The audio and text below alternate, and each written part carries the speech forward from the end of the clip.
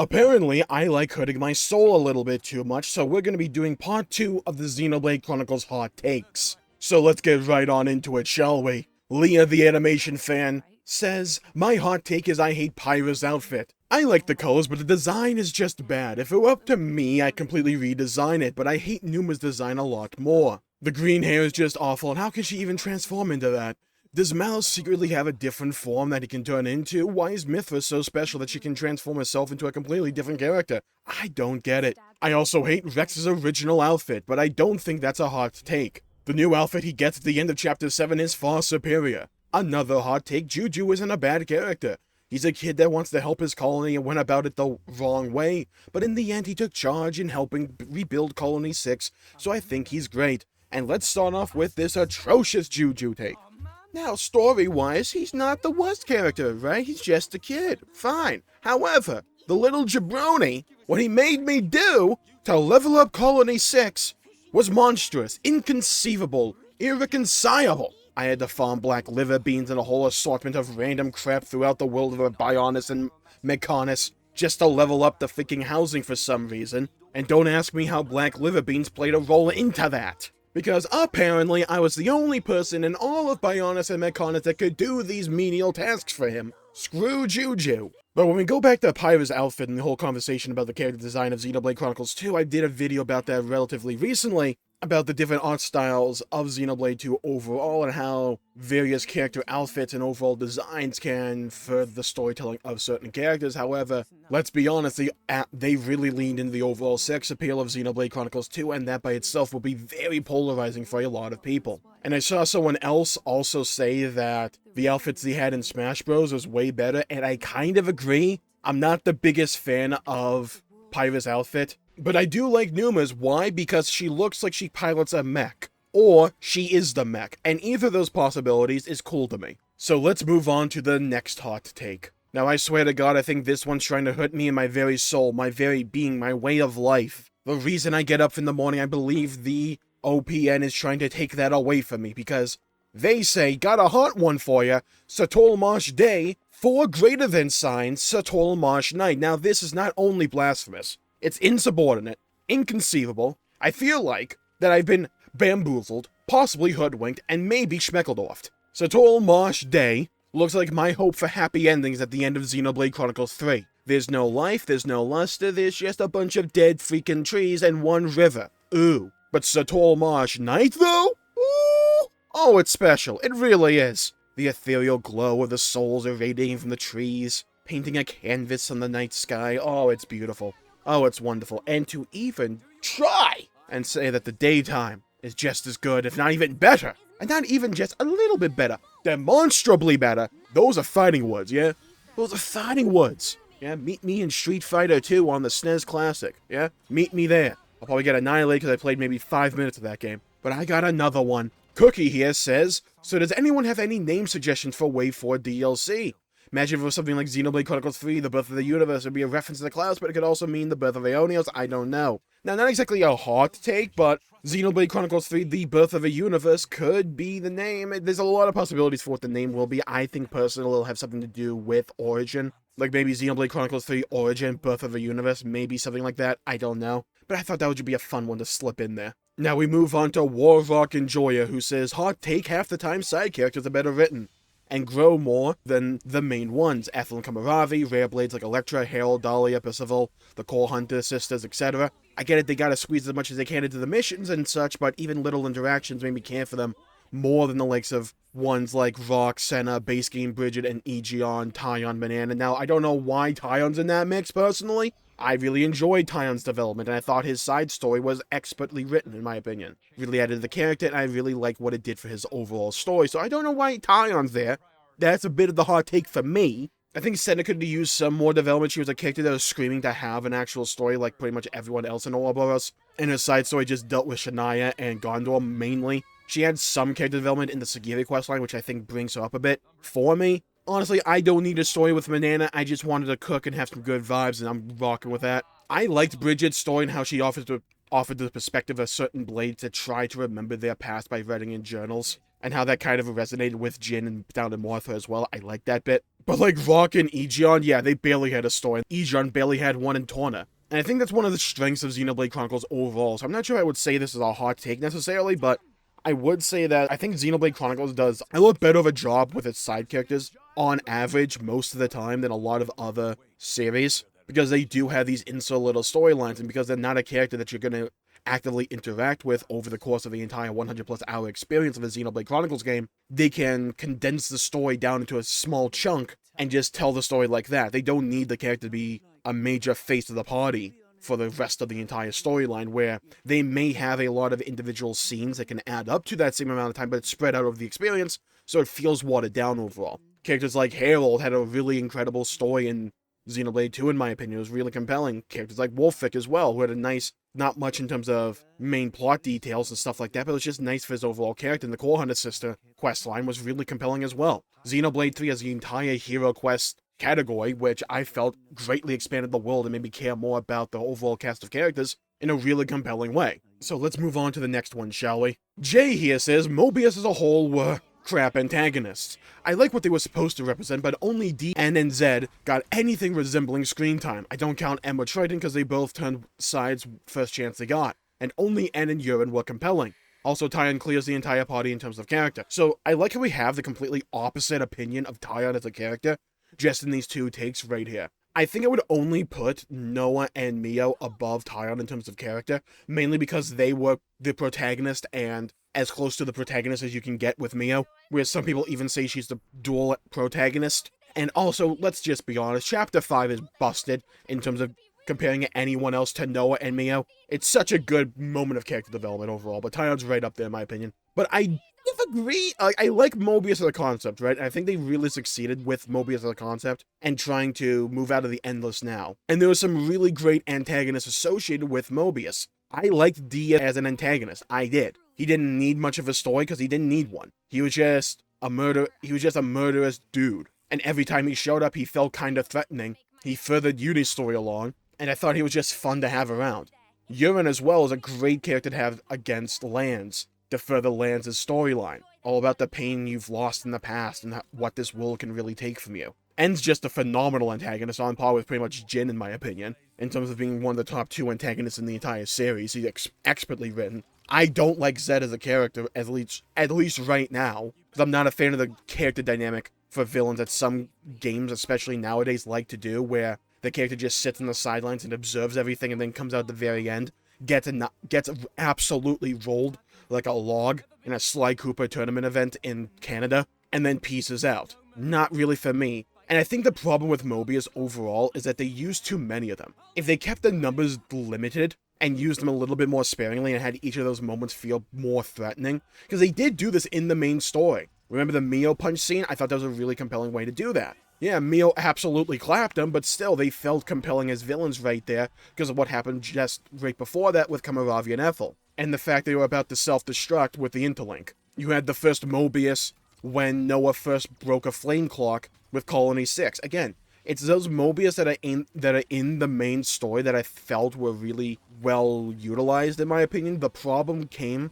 when you did the hero quests, and you had these one-off characters that would just show up, have some kind of like one personality trait, get absolutely clapped, and then the hero would join your party. It just made Mobius overall feel less threatening as a whole entity, when they really didn't need to feel like that. On Draco TV, hashtag Remaster Xenoblade X True says, Xenoblade should go back to a fully open world map like X was, and I do kind of agree with this, and I feel like they're trying to at least take some kind of inspiration from X in a lot of ways, especially if you've played X and you played Xenoblade 3. 3 has a lot of inspiration coming from X overall. You have the alternate forms, kind of like the Skells were, at least in combat with the Interlinks. They're not the same mechanic, by the way, but it is this alternate form that you can utilize and use different abilities that tend to be pretty strong. There's some clear inspiration there with the Skell mechanic overall, at least in Combat 3. The world felt more expansive in Xenoblade Chronicles 3, mainly because it is, and there was more of an incentive to actively explore the entire map to search for things like the husks or the crates full of loot you could find for like no pawn silver coins or gold coins, stuff like that. There's only a couple of them, but there were some wall puzzles. I want them to really expand on that idea. And I said this on stream for quite a while at this point, but my dream Xenoblade game is to have the story quality of a Xenoblade 1, 2, or 3, like any one of those three, have that level of story quality with the gameplay and the open world design of a Xenoblade X. That would probably be my new favorite Xenoblade game. Not counting nostalgia with 2 for me. Because I said this before and I'll say it again, I think for as well designed of a narrative Xenoblade 1, 2, and 3 provide, I think X is equally as good just in the gameplay department, or in the open world exploration. It's very compelling and very satisfying, especially for a game and a company like Monolith, who really pride themselves on the scale of each world. Things like the Titans in Xenoblade 2, I want to explore them, I want to like ride on the back of Uriah, I want to climb up the neck of Gormott, stuff like that. Let me do that. You can do that in Xenoblade X. That was one of the selling points of Xenoblade X, is that if you can see it, you can get there. Somehow, you unlocked a skill which lets you jump higher and jump farther overall than you could on foot. You also had sprint, you had no fall damage. It was all a bunch of things that encourage you to explore the world to your heart's content and not feel like the world was constrained to you. And then you got the flying for the skill, which opened up entire new sections of it. And then later on, you unlocked super bosses and stuff like that. It was all things that encouraged you exploring the world, and I really thought that suited Xenoblade X and the way that Monolith tends to design worlds. Because Xenoblade 3 as well, when it comes to being inspired by Xenoblade X, there were quite a few areas in Xenoblade 3 where I'm like, oh, they clearly played X right before this. I forget what zone it is. Oh god. I think it's the desert one, because there's this giant, I want to say watchtower or crane, in the middle of the map. And it goes really high up, and you can just climb up there and then jump off into a pool of water down below. That feels like Xenoblade X, getting that sense of verticality and seeing these really larger-than-life areas and somewhat being able to explore them. That feels like Xenoblade X in a lot of ways, and I'm really glad they went in that direction, and I want them to continue leading into that direction. Also, remaster Xenoblade X for the love of God. Now, we got a spicy one from Devin here. Okay, bro, let's rip off the band-aid. In my opinion, guys, Noah is a whack main character. His relationship with Mio is so mid, they have almost no dynamic interactions, and besides playing flutes or fate whatever, I don't know, what draws them together personality-wise? His personality is as wooden as the boat his name is based on. You have no idea how many times I laughed when I was reading this comment when I was selecting to have it in the video. Out of all the main characters of Xenoblade, Noah and Mio has nothing going for him. He's calm and kind, and that's pretty much it. I don't know what he likes to do, etc. The guy has literally no arc at all in the story, and there's almost no time to have him reflect on loss or deaths of those characters he cares about the most. His arc would have been better if he was depressed after loss, but rose from that with his friends to contrast N. 3. Whack design. The dude looks like he wrapped himself in booster seatbelts, like a mother does to their child. There's more I can say, but I'll keep it at 3. Salute. Sometimes you find some gold in the comment section. This is one of those times. Because honestly, I can't be mad at it. Like, I get that the booster seatbelts are the power cores to make sure that the Keves soldiers are as strong as the blades of Agnes, but it still does look like a booster seat. It really kind of does. And I think that when we come to the character of Noah, right, we get into this discussion about how each of the 3 main Xenoblade protagonists are just differently designed overall.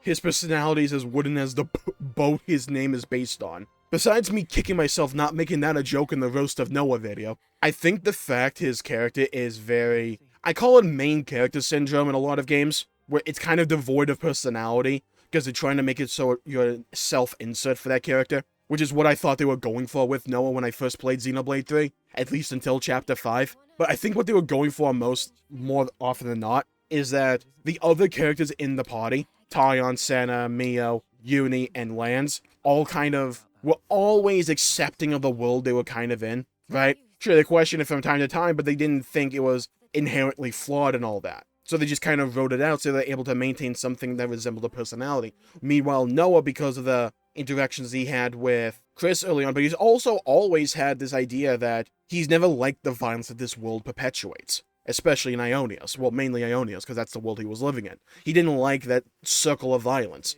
So being forced to live in a world where you always have to perpetuate that violence and continue that cycle kind of eroded at his mind somewhat, I think, even from a young age. And he was always questioning the overall way the world works, so he's never really much for outward displays of emotion, which the other characters kind of were. And you don't get many scenes of Noah showing a ton of emotion outside of like Chapter 5. and a little bit in Chapter 6. You don't really get a lot, because he's always just kind of socially awkward. Whereas when you have Shulk and Rex in Xenoblade 1 and 2, they showed a lot of emotion. They showed a wide range of emotion. Sad, determined, courageous, angry. They showed a lot of different emotions, whereas Noah didn't really. And I think just depending upon what kind of protagonist you tend to prefer as a person, you'll probably gravitate to one of those protagonists more so than the others, because I think they were all relatively equally written in terms of quality. A character could have less of a story and less development overall than someone else, but if the story that is there for that character just emotionally resonates with someone else more than the other one, they're probably still going to like that character a lot. Personally, Noah's probably my least favorite of the main three, Shulk, Rex, and Noah, just because I thought his character development was overall more spiky. It happened at like certain intervals in a big way, and then elsewhere they just focused on other characters, whereas in Xenoblade 1 and 2, most of the time you're having some kind of development for Shulk or Rex, almost always. And now the relationship with Mio is so mid. I think you can make an argument that the way it started kind of is. You know, the whole love blooms in the battlefield, maybe you can make that argument. I personally was fine with it, but I really liked what happened later on, and they just started to talk more and relate to each other's worldviews even a little bit more. Again, love stories are inherently very subjective in a lot of ways in terms of how we engage with them or how we really appreciate them or dislike them in a lot of ways. But I can understand why people won't like that dynamic. Personally, it's probably one of my favorite love stories in Xenoblade. I think Chapter 5 and 6 does a lot of the heavy lifting, though. Also, the flute exchange. I think having this one moment with another individual where essentially you share your memories with one another, there's no room for interpretation. It's like, this is what happened, this is what they were thinking, this is the trauma they went through. Having that very, like, intimate moment with someone can probably help spur things along, even though I don't think the interlink was necessary for them to get together, probably just accelerated things along. Continuing with the love story debate, Potato Farmer says, hot take, I think Rex and Nia are the best couple.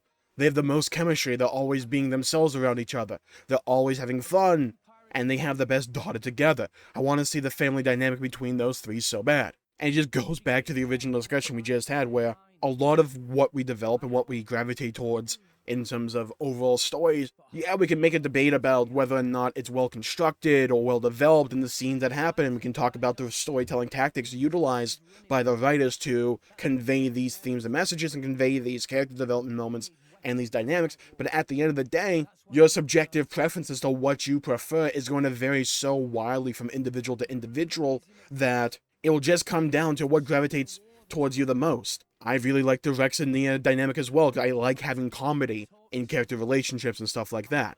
I thought they had good banter between the two. Also, the Spirit Crucible bit is really goated as a scene overall. We move on to Slim Balls here, and Xenoblade combat needs to be faster paced and fluid. Attacks feel like they have at least a half a second of startup and recovery, even on supposedly faster and nimbler classes like Zephyr and 3. And outside of combat should be more interesting instead of just running to the next objective. Interesting puzzle solving, mixed with some platforming here and there, or maybe some extra mobility options. Seriously, even the DMC reboot did these things better than any Xenoblade game has. As for other gripes, 1's got horribly cheesy writing, 2's got Rule 34 designs with a bunch of the main characters, and X is completely forgettable. Okay, 1, I will not take this Xenoblade X slander lying down, I might add. But also, I think Xenoblade X and leading into the Xenoblade X designs could have at least addressed some of the complaints that people may have with the overall world design of Xenoblade Chronicles 1, 2, and 3, because I think the worlds themselves are gorgeous to explore and wonderful to look at overall, but I do kind of agree I would like there to be something else there